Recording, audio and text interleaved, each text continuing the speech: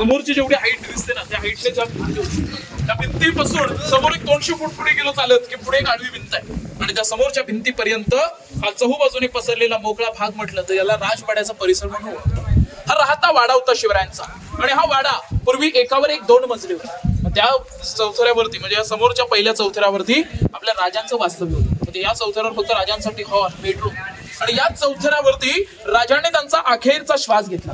3 April 1680 चैत्र पौर्णिमा हनुमंत जयंती आणि दुपारी 12 वाजता आपल्या राजांचं निधन इथे झालं. याच ठिकाणावर जर आपण पाहणी केली तर जे दगड पायऱ्या दिसतात तिकडे वरती जायला मार्ग होता. हे लाकडी गेट होते त्याला लाल रंगाच्या झालरी असायच्या. मखमली पडदे पैठणी कापडाने सजलेले हे महाल होते. हे कल्पना करा त्यावेळी किती सुंदर दिसत असतं. समोर या चौथऱ्यावरती पाहिलं तर असे चौकन दिसतील.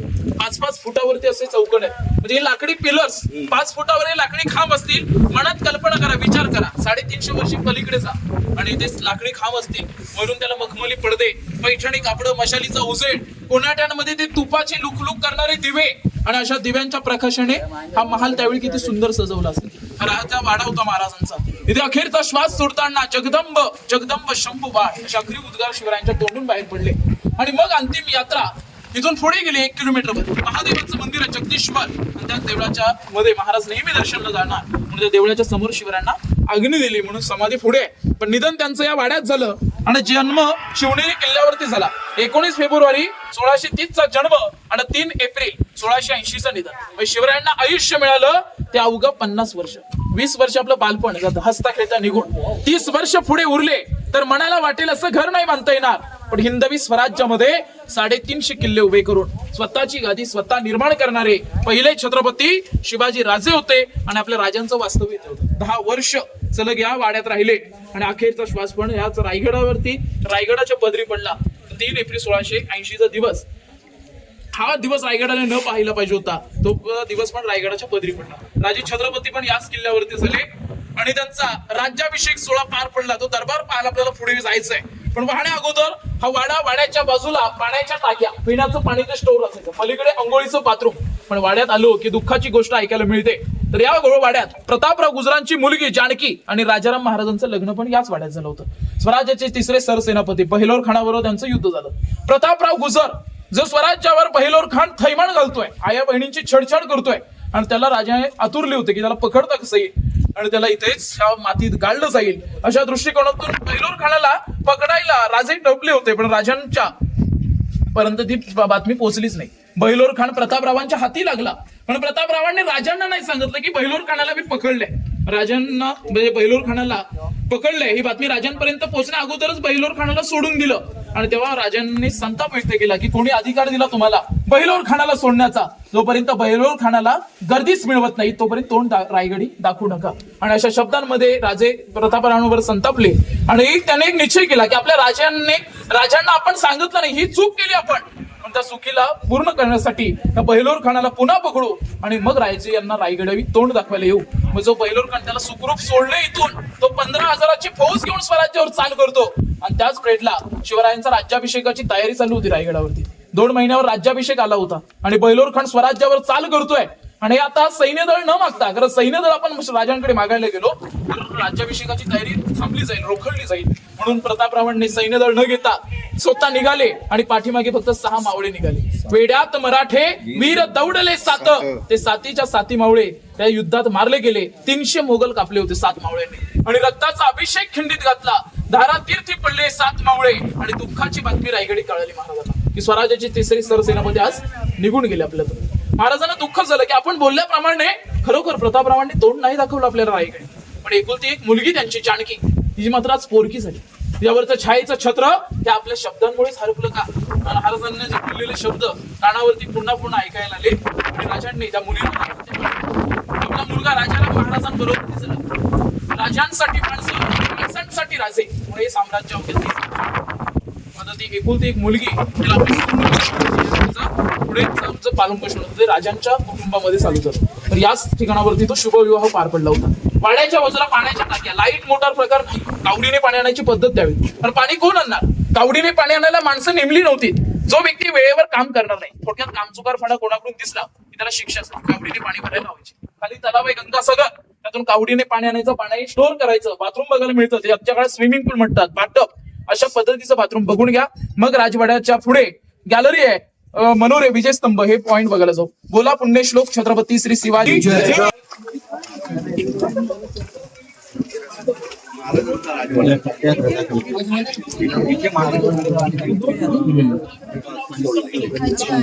पाणी थांबणार इकडे, पाण्याने पूर्ण भरलेलं असायचं आणि इथे भरलेलं असताना राजे ते आंघोळ करणार. राजांची आंघोळ झाली, राजे वाड्यात निघून गेले की मग आवटले डोपण करायचं.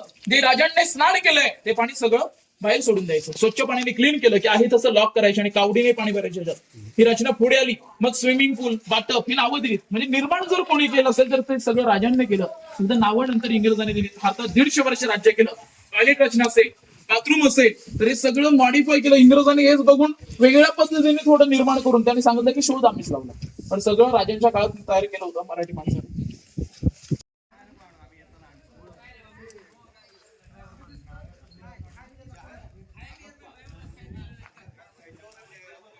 हा बघा नागप्पा.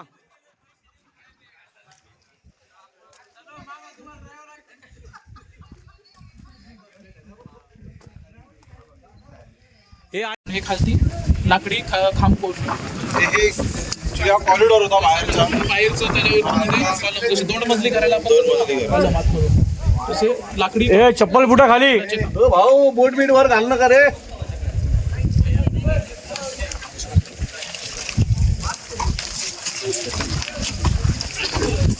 हा सगळं ही पूर्ण राजवाड आहे.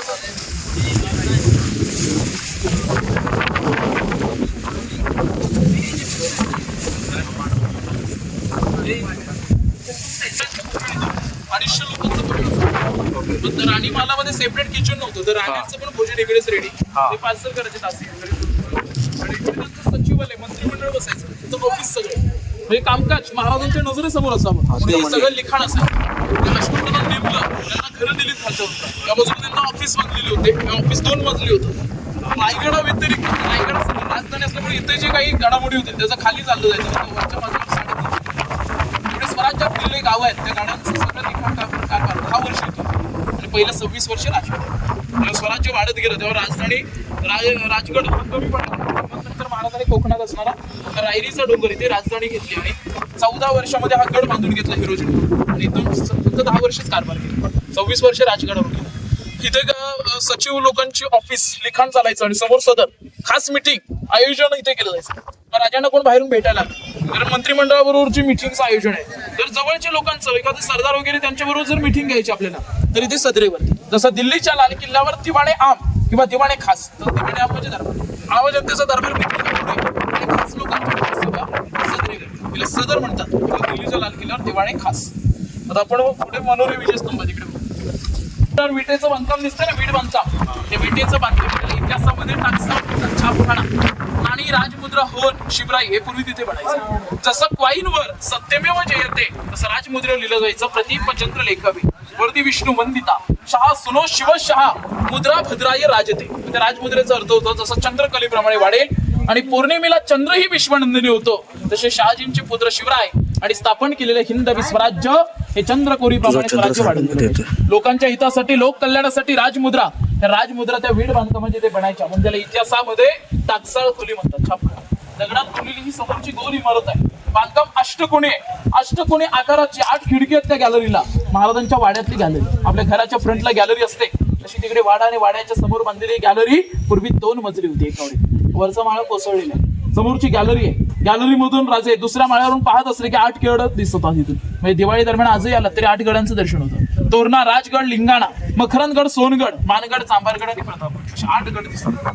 आहे तर कोणती काम केलं, या खड्ड्यात उतरला तर समोरच्या कोपऱ्यातून जमिनी आतमध्ये झाला पायऱ्या आहेत. 11 पायऱ्या आहेत. 11 पायऱ्या उतरलो की 8x10चा रूम आहे खाली आणि खाली रूमला खलबतखाना म्हणतात. गुप्त मिटिंगची जागा. बहिर्जी नाईक हे नाव तुम्ही अनेकदा ऐकलं असेल. तर गुप्तहेर खात्याचे प्रमुख होते. त्यांच्या अंडरमध्ये 3800 लोक काम करायची. प्रत्येक गावात त्यांचं गुप्तहेर. प्रत्येक गुपित बातमी आपल्या राजांना शेअर करायची असेल तर त्या बातम्या इथे बोलायच्या. या कणाची बातमी पण इकडे कळायला नाही पाहिजे. इतकं काही महत्वाचं असेल तर सिक्रेट असेल तर इथे आतमध्ये बोलायची, म्हणून याला खलबतखाना म्हणतात. गुप्त मिटिंगची ही जागा आहे. बहिर्जी असे होते की त्यांना 18 भाषा वेगवेगळ्या बोलता येत होत्या. 18 भाषांचं ज्ञान होतं. अंगामध्ये वाऱ्यापेक्षाही चपळता होती.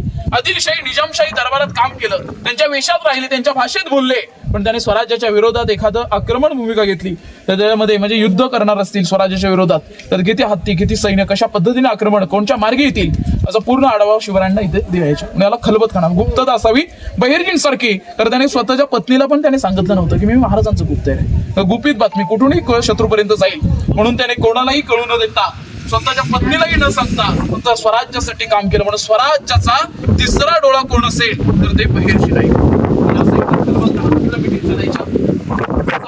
दोन स्तंभ आहे, चौथीचं पाठ्यपुस्तकावर हे चित्र आपल्याला होतं. म्हणून विजय स्तंभ आहे, गडाच्या समोरची बाजू आहे. रायगड आपण पाहिजे आलो की लांबुड्याच्या इमारतींचं आपल्याला दर्शन होत असतं. इमारती 2 मजली आहेत, शिवकाळात उंच होत्या, 7 मजली अशा उंच बांधलेल्या होत्या. 7व्या मजल्यावर पाण्याची टाकी असायची, तांब्याच्या छोट्या नळ्याने पाणी खालती यायचं, आतमध्ये कारंजी उडायची.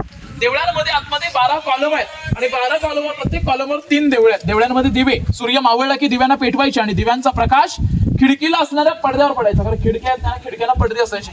आतमध्ये जो उजेड असेल तो खिडकीला असणाऱ्या पडद्यावर. आता ज्या रंगाचा पडदा त्या रंगाचा हलकासा उजेड असा बाहेर दिसणार त्या पडद्यातून. 7 मजल्यांना 7 रंगाचे पडदे, प्रत्येक मजल्यातून वेगळ्या रंगाचा उजेड. जशी इमारत सजायची तिचं प्रतिबिंब खाली तलावात दिसायचं. त्याच्याच खालच्या बाजूला एक तलाव आहे, तो गंगासागर तलाव. गंगा म्हणजे आपण नदी म्हणतो आणि समुद्र म्हटलं की सागर. राज्याभिषेकासाठी काशीवरून गागाभट नावाची ब्राह्मण आली. त्याच ब्राह्मणांनी नद्यांचं आणि सागरांचं पाणी शिवरायांच्या अभिषेकाला आणलं. शिवरायांचा रायगडावर राज्याभिषेक झाला आणि उर्वरित पाणी होतं ते या तलावात नेऊन विसर्जन केलं. गंगा, यमुना आणि नर्मदा यांच्या आल्या साऱ्या बहिणी राज्याभिषेकाला आणलं पाणी, जल झालं तीर्थाचं घर आणि म्हणून नाव दिलं गंगासागर. हे राज्याभिषेकाला आणलेलं हे पवित्र जल आहे, इतर कुठे न टाकून देता हे पवित्र म्हणून तलावामध्ये विसर्जन केलं. आणि गंगा म्हणजे नदी आणि समुद्र म्हणजे सागर असं जोडून नाव ठेवले गंगासागर तलाव. तलाव 32 फूट खोल आहे आणि 128 मीटर मध्ये पसरलेला रायगडावरचा जर सगळ्यात मोठा तलाव कोणता तर ते गंगासागर. समोर मनोरे विजय स्तंभ, वीट बांधकाम केलं, हा विजय स्तंभ आहे. शिवरायांनी कोणताही गड जिंकला की मेन गेटवर तोफेचा आवाज द्यायचे आणि गडावर येताच भगवा ध्वज फडकला की लोकांना कळायचं की महाराज जिंकून आले गड. कोणताही गड जिंकला की विजयाचा संदेश हा राजधानीवर इथून दिला जायचा. मला विजय स्तंभ, विजय झाला तर भगवा ध्वज फडकणार, दुःखाची घटना झाली तर काळ्या रंगाचं धूर प्राप्त होईल आणि जर शत्रू आक्रमणाला किंवा इथे युद्ध काहीतरी संकट आलं असेल तर तिथे पांढऱ्या रंगाचा धूर प्राप्त झाला की लोकांना कळायचं. हे इशारे होते त्यावेळेचे, दुसरं काही साधन नव्हतं. खालपर्यंत जाऊन सांगून येणं शक्य नाही, मग इथून इशारे द्यायचे, तेव्हा तर लोक सतर्क व्हायचे, त्यांना इशारे कळायचे. हे मनोरे विजय स्तंभ आहेत. आपण उभे त्याला सचिवालय म्हणतात आणि भिंतीला खिडकी आहे, त्यांना टेहणी बुरुज. राजे वाड्यामध्ये असतील मग अंगरक्षकाने त्यांच्या इथून पहारा द्यायचा. राजे वाड्यात असतील तर सगळे मावळे हातात भले असायचे आणि खिडक्यांमध्ये सगळे उभे राहायचे. पुण्याला टेहणी बुरुज, वॉच टावर. आता आपण पुढे जाऊ दरबारात, जिथे शिवरायांचा राज्याभिषेक झाला, जिथे राजे छत्रपती झाले, असं रायगडावरचं जे अति महत्वाचं ठिकाण त्या बघायला पुढे जाऊ. बोला पुण्यश्लोक छत्रपती श्री शिवाजी महाराज की जय.